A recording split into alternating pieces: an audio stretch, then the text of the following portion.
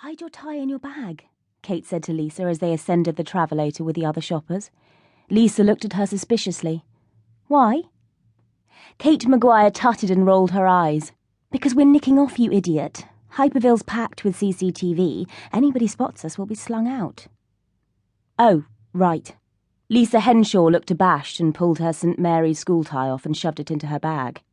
Tall and graceful in their smart white blouses and black skirts, the two teenage girls could just about have passed for shop girls or young professionals. Kate's eyes flicked back and forth as she took in the crowds around them. A mixture of people even now, midweek. Young and old, casual and formal, some mums with kids and some older people, all heading the same way. All heading for Hyperville, which was always alive, always packed, always echoing and light. Kate's heart skipped a beat as she looked down through the glass tube of the travelator and saw the endless car parks giving way in the distance to the fields and lakes. The world beyond Hyperville. And up ahead of them was the gaping, glittering maw of the place itself, smelling sweetly of some chemical aroma, and coffee. "Come on," she said to Lisa. "Let's have some fun." Up on the 7th Boulevard, high in the top reaches of the shop zone, Kate nodded to Lisa. "They say they watch everyone. They say they can see everything everyone does in here.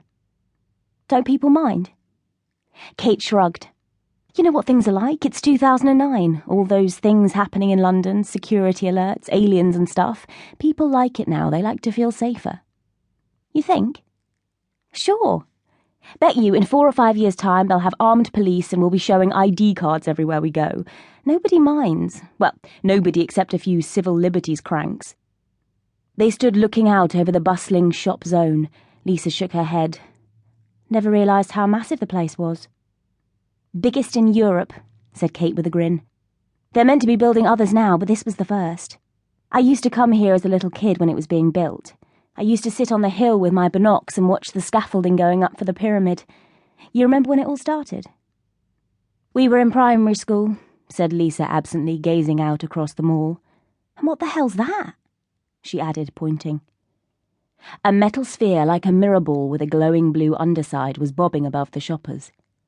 It swiveled like a jittery predator, its circumference bounded with a ring of red electronic eyes.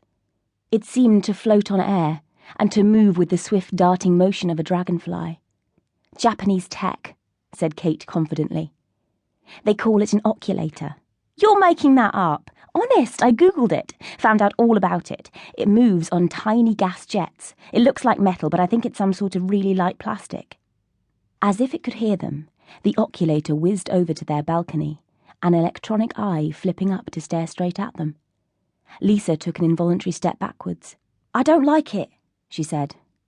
Kate laughed. "Look normal," she said. "Smile at it, like you're on Big Brother." And the oculator's eyes seemed to pulse, as if it had heard Kate's words.